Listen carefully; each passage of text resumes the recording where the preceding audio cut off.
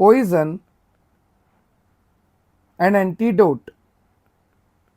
देखो हमने स्टार्ट करा था B pharmacy 6 semester pharmacology unit number 5 principle of toxicology. अभी तक हम कवर कर चुके हैं acute, subacute, chronic toxicity, genotoxicity, carcinogenicity, teratogenicity, mutagenicity. उसके बाद general principle of treatment of poisoning. फिर हमने देखी थी डिफरेंट टाइप ऑफ पॉइजनिंग, जैसे कि बार्बिचुरेट्स का ओवरडोज हो जाता है तो बार्बिचुरेट्स की पॉइजनिंग, मॉर्फिन का ओवरडोज हो जाता है तो मॉर्फिन की पॉइजनिंग, ऑर्गेनोफॉस्फोरस कंपाउंड या फिर लेड का अगर ओवरडोज हो जाता है तो उनकी पॉइजनिंग। आज के इस लेक्चर में हम देखने वाले हैं मरकरी की पॉइजनिंग, साथ ही साथ आर्सेनिक की पॉइजनिंग। मतलब मरकरी का लेवल हमारी बॉडी में कहीं ना कहीं बढ़ता जा रहा है, कहीं ना कहीं हमारी बॉडी में एलिमेंटल मरकरी और भी कई तरह की मरकरी होती है वो डिपॉजिट होती जा रही है, एक्यूमुलेट होती जा रही है, जिसकी वजह से हमें टॉक्सिसिटी आ रही है। फिर आती है आर्सेनिक की पॉइजनिंग, मतलब कि आर्सेनिक का डिपोजिशन हो रहा है। जितना ज्यादा डिपोजिशन होगा, जितना ज्यादा एक्यूमुलेशन होगा, उतनी ही ज्यादा और उतनी ही क्रोनिक टॉक्सिसिटी आती है। तो सबसे पहले देखेंगे कि ये मरकरी पॉइजनिंग होती कैसे है, मरकरी किस तरह से हमारी बॉडी में एक्यूमुलेट होता है, इसके क्या क्या साइन एंड सिम्टम्स है, क्या क्या प्रॉब्लम मरकरी पॉइजनिंग में हमें देखने को मिलती है और किस तरह से हम इस मरकरी पॉइजनिंग को सही करेंगे, इनके एंटीडोट्स क्या हैं। सेम आर्सेनिक पॉइजनिंग के लिए भी हम देखेंगे। तो चलिए लेक्चर को स्टार्ट करते हैं। लेक्चर को ध्यान से सुनना और समझना। अगर आपको और लेक्चर की रिक्वायरमेंट है तो आप चेक कर सकते हैं हमारी प्लेलिस्ट, जहां पर आपको यूनिट वाइज सारे लेक्चर मैंने मेंशन किए हुए हैं। और अगर आपको नोट्स की रिक्वायरमेंट है तो आप चेक कर सकते हैं हमारी एप्लीकेशन, डेप्थ ऑफ बायोलॉजी की एप्लीकेशन आप डाउनलोड कर सकते हैं प्ले स्टोर से, और आपको वहां पर सारे नोट्स अवेलेबल मैंने कराए हुए हैं। वहां पर लाइव लेक्चर्स भी होते हैं, ऑनलाइन क्लासेस भी होती है, तो ज़रूर डाउनलोड कीजिएगा डेप्थ ऑफ बायोलॉजी एप्लीकेशन। चलिए लेक्चर को स्टार्ट करते हैं। तो चलिए सिलेबस के अकॉर्डिंग स्टार्ट करते हैं। सबसे पहली पॉइजनिंग है आपकी, वो है मरकरी पॉइजनिंग। देखो सीधी सी बात है, जैसे मान लीजिए यहाँ पर मैं खड़ा हूँ और मेरे बॉडी के कांटेक्ट में आ रहा है मरकरी, डेली बेसिस पे कांटेक्ट में आ रहा है, तो धीरे धीरे मेरी बॉडी में मरकरी का अमाउंट बढ़ता जाएगा, मरकरी का लेवल बढ़ता जाएगा, मरकरी मेरी बॉडी में एक्यूमुलेट होता जाएगा। और अगर ये मरकरी मेरी बॉडी में एक्यूमुलेट होता जाएगा तो इसकी वजह से होगी टॉक्सिसिटी। ये बात क्लियर हो गई आपको? तो मरकरी पॉइजनिंग का सीधा सा मतलब है कि जो मरकरी है उसकी पॉइजनिंग तभी होगी जब आपकी बॉडी डेली बेसिस पे कांटेक्ट में आ रही है मरकरी के।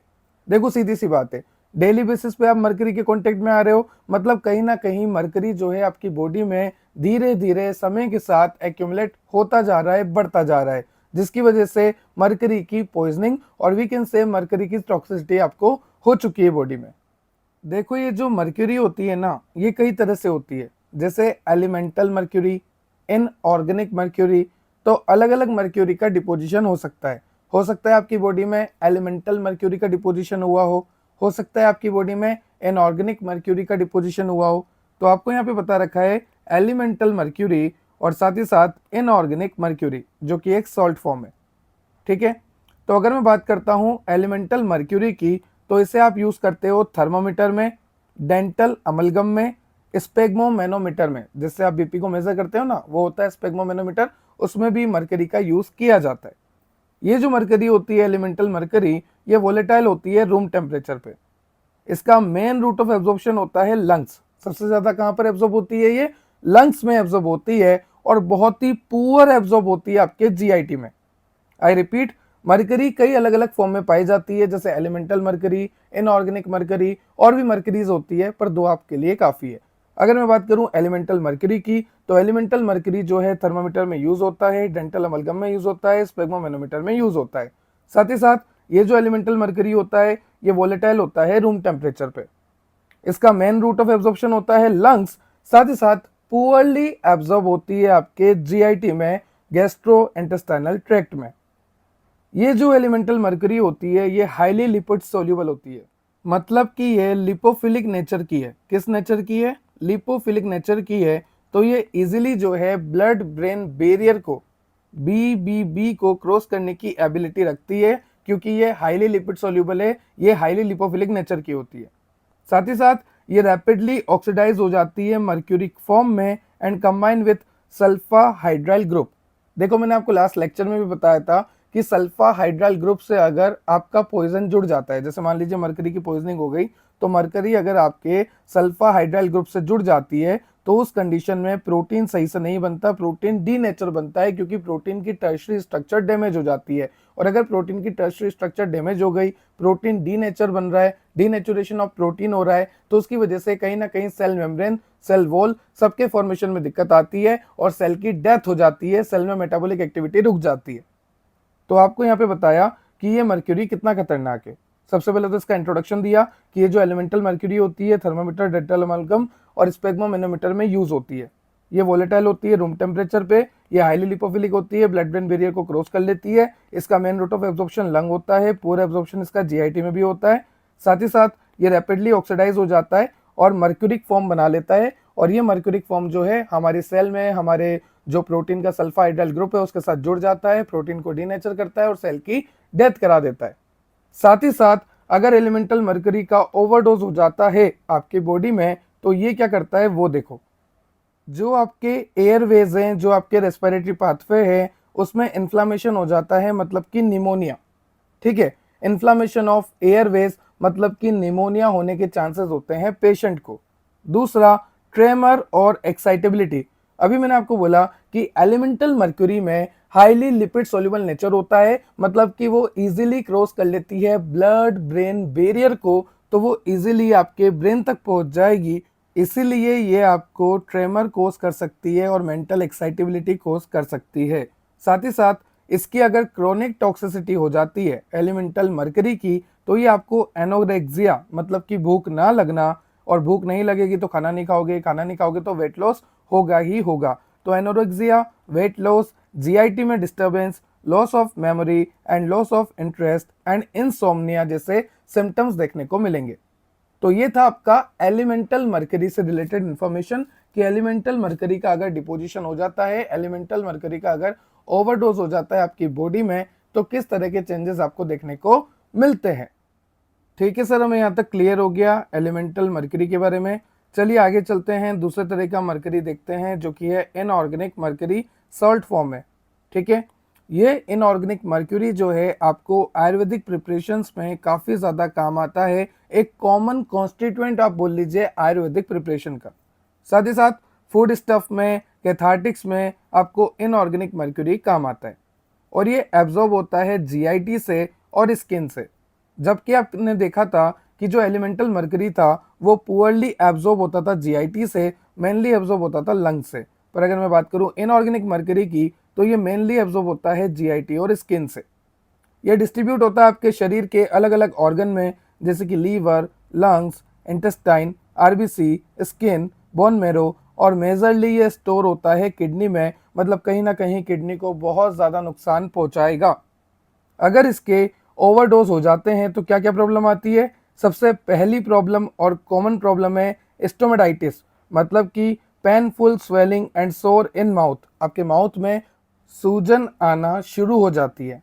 उसके बाद है न्यूरोलॉजिक टॉक्सिसिटी, फिर है हाइपर सेंसिटिविटी मतलब कि एलर्जिक रिएक्शन, उसके बाद है फोटोफोबिया मतलब कि आपको लाइट से डर लगना शुरू हो जाता है, फिर है आपका पिंक डिजीज मतलब कि आपको रेशेस वगैरह हो जाते हैं काफ़ी, आप अपने आप को खुजालने की, नोचने की कोशिश करोगे, आपको काफ़ी ज़्यादा इरिटेशन होना स्टार्ट हो जाती है, आपके हाथ और आपके पैर में सूजन आना स्टार्ट हो जाती है। ये सारे क्लिनिकल टॉक्सिकोलॉजी है, मतलब कि अगर मैं बात करूं कि इनऑर्गेनिक मर्करी का अगर क्लिनिकल टॉक्सिकोलॉजी देखा जाए, और we can say inorganic mercury का अगर ओवरडोज हो जाए, इनऑर्गेनिक मर्करी की अगर टॉक्सिसिटी हो जाए, तो उस कंडीशन में swelling of hand, swelling of feet, stomatitis, neurological toxicity, hypersensitivity, और we can say allergic reaction, photophobia and pink disease, ये सारे सिम्टम्स आपको देखने को मिलते हैं इनऑर्गेनिक मर्करी के ओवरडोज से। और एलिमेंटल मर्करी के ओवरडोज से मैंने आपको पहले ही सारे सिम्टम्स बता दिए। अब देखो इसका मैनेजमेंट मतलब कि इसका ट्रीटमेंट, कि हम इसे सही कैसे करें।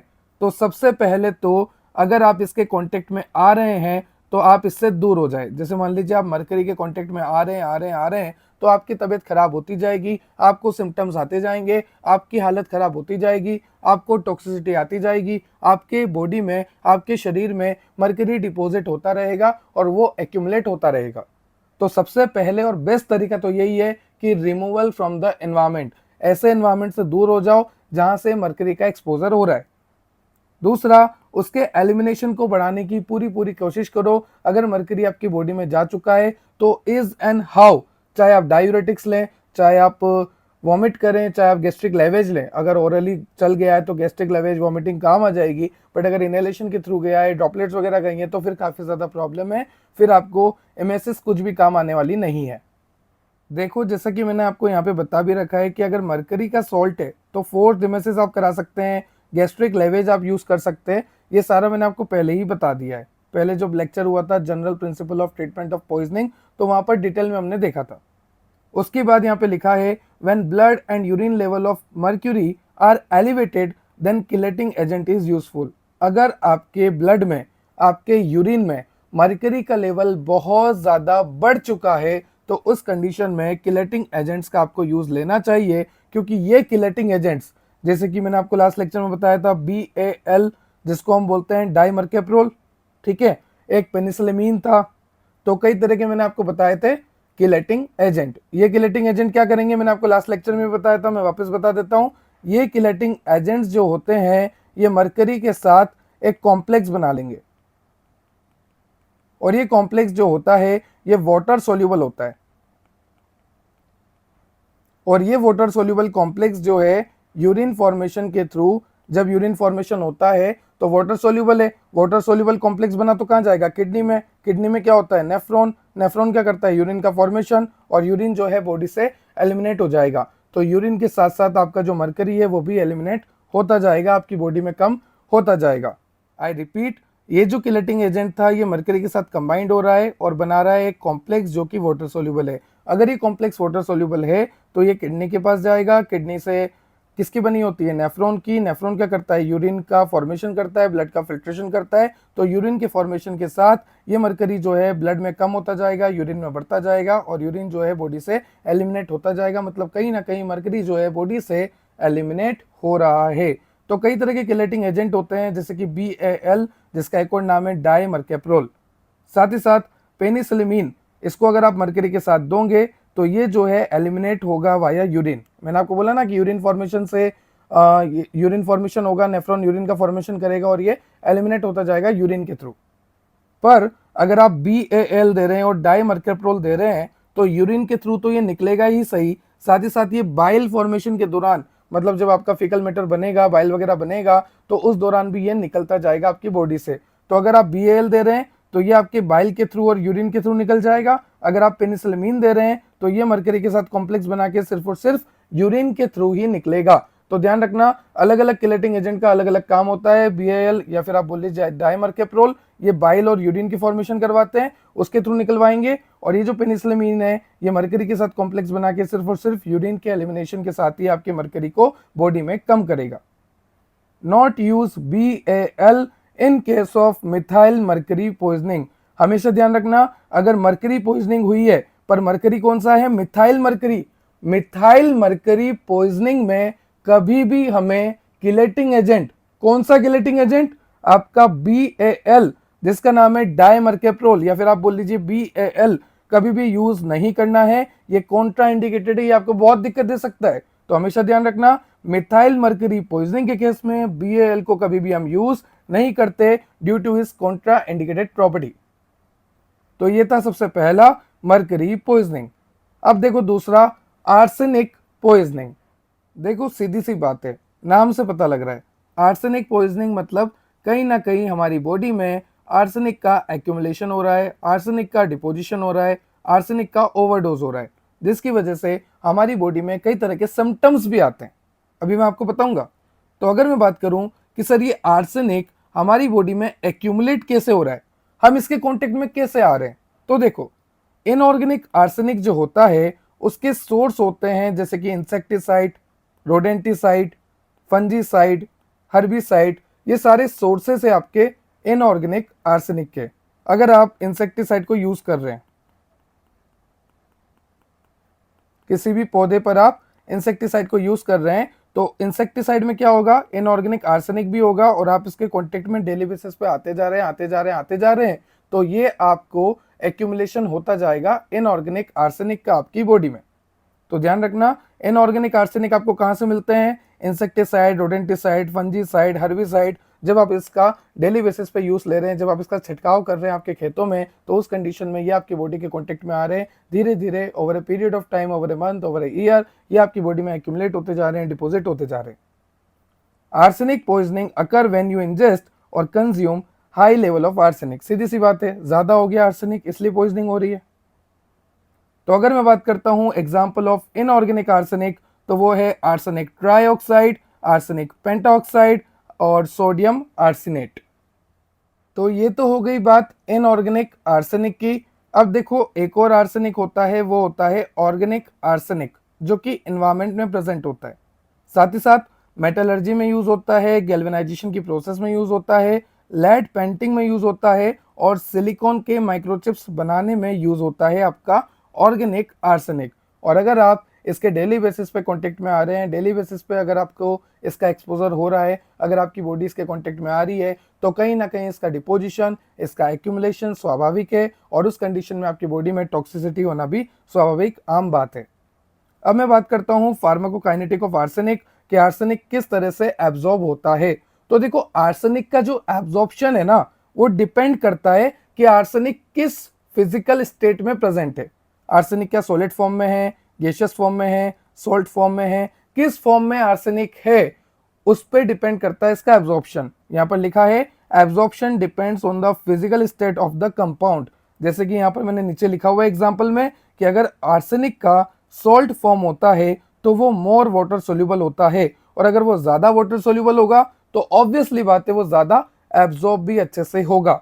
तो ध्यान रखना, एक तरफ है नॉर्मल आर्सेनिक, एक तरफ है सॉल्ट फॉर्म ऑफ आर्सेनिक। तो ये जो सॉल्ट फॉर्म है आर्सेनिक का, ये ज्यादा वाटर सोल्यूबल होता है, और अगर ये ज्यादा वाटर सोल्यूबल होगा तो ऑब्वियसली बात है ये ज्यादा एब्जॉर्ब भी होगा और आपको ज्यादा जल्दी टॉक्सिसिटी भी करेगा।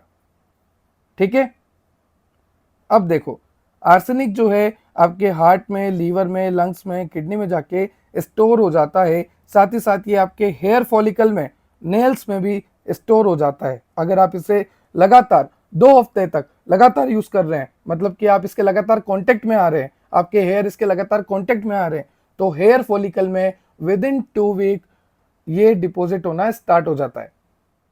ठीक है सर, हमें यहाँ तक क्लियर हो गया कि इनऑर्गेनिक आर्सेनिक का डिपोजिशन हो रहा है, ऑर्गेनिक आर्सेनिक का डिपोजिशन हो रहा है। अब बात करते हैं कि ये कर क्या रहे हैं। सबसे पहला, ये टेरेटोजेनिक प्रॉपर्टी शो करते हैं, मतलब कि प्लेसेंटा को क्रॉस करके आपके फीटस को डैमेज कर देंगे। जो मदर के यूट्रस में प्लेसेंटा से छोटा सा बेबी अटैच है, छोटा सा बच्चा अटैच है, छोटा सा फीटस अटैच है, उसमें डैमेज आ जाता है, उसमें एबनॉर्मलिटीज आ जाती है। हो सकता है उसमें लिम्ब डेवलप ना हो सकता है उसमें ऑर्गन सही से डेवलप ना हो, अगर ऑर्गन डेवलप हो जाए तो वो सही से फंक्शन ना करे। ये सारी चीजें देखने को मिलेगी अगर मदर को है आर्सेनिक की पॉइजनिंग, क्योंकि arsenic have ability to cross the placenta और वो फीटल को डैमेज कर सकता है। तो हम ये बोलेंगे कि उसके पास कौन सी प्रॉपर्टी है, टेरेटोजेनिक प्रॉपर्टी। सर ये बात तो क्लियर हो गई कि चलो आर्सेनिक में टेरेटोजेनिक प्रॉपर्टी है, आर्सेनिक जो है बच्चे को भी हार्म कर देगा, इस आर्सेनिक को निकालो ना बॉडी से। तो निकालेंगे भाई निकालेंगे। अगर मैं इसके एलिमिनेशन रूट की बात करूं तो मिल्क से, स्वेटिंग से निकलेगा, पर मेनली किससे निकलेगा, आपके यूरिन से। वो डोली वाला चाय वाला है ना, वो बोलता है ना कि ले भाई तेरी डिग्री पे, तो वही वाली बात है, अभी यही कंडीशन चल रही है, क्या कर सकते हैं। तो ये यूरिन, अब आज से 4 साल बाद जब आप लेक्चर देखोगे तो शायद आप नहीं जानते हो डोली चाय वाला कौन है, पर उसके ऊपर अभी मीम चल रहे हैं कि ले भाई कर दिया तेरी डिग्री पे, यही करा है उसने, यूरिन। ठीक है, वो मीम चल रहे हैं, देखोगे आप आने वाले टाइम पे। तो रूट ऑफ एलिमिनेशन की बात करूं तो मिल्क से, स्वेटिंग से थोड़ा बहुत एलिमिनेशन होता है, और मेनली किससे होता है, यूरिन से होता है। एलिमिनेशन हाफ लाइफ की बात करते हैं कि आर्सेनिक आपकी बॉडी से 50% कब तक रिमूव हो जाता है, तो उसे बोलेंगे एलिमिनेशन, क्योंकि रिमूव कर रहे हैं आर्सेनिक को बॉडी से। ठीक है, तो एलिमिनेशन हाफ लाइफ मतलब कि आर्सेनिक 50% बॉडी से कब रिमूव हो जाता है, 3 से 5 दिन में। उसके बाद बात करते हैं कि आर्सेनिक क्या क्या करेगा। तो देखो आर्सेनिक कितना खतरनाक है, आज देख ही लो आप। आर्सेनिक आपके कार्डियोवेस्कुलर सिस्टम पे अफेक्ट करता है। आर्सेनिक आपको हाइपोटेंशन करा सकता है, एरिथमिया करा सकता है, कैपिलरी परमिबिलिटी बढ़ा सकता है, वैसोडाइलेशन कराएगा थोड़ा सा, जिसकी वजह से आपको चेहरे पर सूजन आना स्टार्ट हो जाएगी, कंजस्टिव हार्ट फेलियर। आगे देखो जीआईटी में ये एब्डोमिनल क्रैम्प, डायरिया, पेरिस्टाल्सिस बढ़ा सकता है, जिसकी वजह से डायरिया होगा, और ब्लडी फीसेस। उसके बाद बात करते हैं किडनी की। तो किडनी को तो पूरी तरह से डैमेज कर सकता है, ये पूरी तरह से फेलियर कर सकता है, रीनल फेलियर के चांसेस बन सकते हैं। स्किन की बात करें, हाइपर पिगमेंटेशन। लीवर की बात करें, लीवर की सेल की डेथ कर देगा, necrosis of liver cell. Arsenic lead to fatty liver.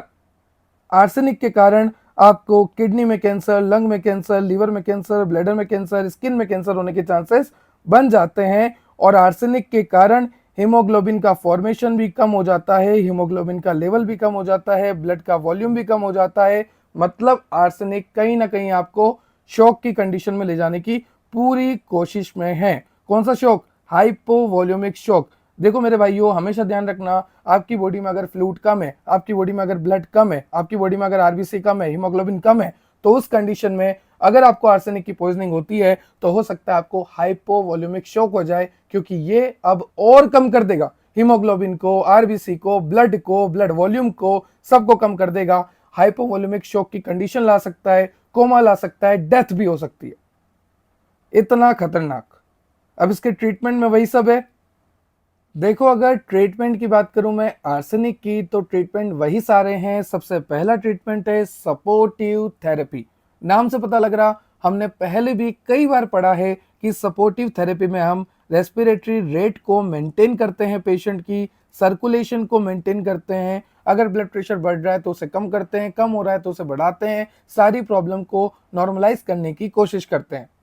उसके बाद यहाँ पर लिखा है monitoring of intravascular volume is important to prevent development of shock. मैंने आपको बोला ना कि यहाँ पर आपको हाइपोवॉल्यूमिक शॉक आने के चांसेस बनते हैं, तो पेशेंट को सही से मॉनिटर करते रहो, उसको फ्लूइड रिप्लेसमेंट करते रहो, ओआरएस पिलाओ, ओरल रिहाइड्रेशन सॉल्ट पिलाओ, इलेक्ट्रोलाइट को बैलेंस रखो, ठीक है। साथ ही साथ आप प्रेशर एजेंट को यूज करो, जैसे कि डोपामिन। डोपामिन एक वैसो कॉन्स्ट्रिक्शन होता है जो कि वेसल को कॉन्स्ट्रिक्ट कर देता है, और जो आपकी हाइपोटेंशन की प्रॉब्लम थी, जहां पर ब्लड का फ्लो कम हो गया था, ब्लड का प्रेशर कम हो गया था, अब वो वापस नॉर्मल हो जाएगा with the help of dopamine, because dopamine is a vaso constrictor. और ये क्या करेगा? Vaso constriction. फिर आप देखो BAL मतलब कि डाइमर्केप्रोल, ये क्या करते हैं? ये किलेटिंग एजेंट होते हैं, वाटर सोल्यूबल कॉम्प्लेक्स बनाते हैं। ये किलेटिंग एजेंट जो कि है BAL, ये किसके साथ किलेशन करेगा? ये कॉम्प्लेक्स बनाएगा किसके साथ? आर्सेनिक के साथ। और अगर ये कॉम्प्लेक्स बनाएगा तो ये कॉम्प्लेक्स कैसा हो गया? वाटर सोल्यूबल हो गया। और अगर ये वाटर सोल्यूबल है तो किसके थ्रू फिल्टर होगा?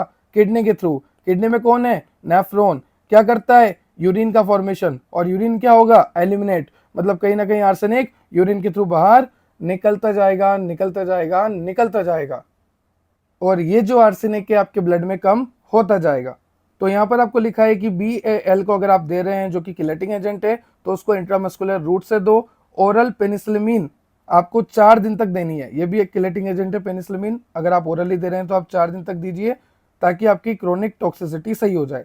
साथ ही साथ यूरिन में जो आर्सेनिक का लेवल है उसको डिटरमाइन करते रहिए, ताकि आपको पता लगे ड्यूरेशन ऑफ थेरेपी। तो ये सारे आपको आर्सेनिक मैनेजमेंट एंड ट्रीटमेंट मैंने बता दिए।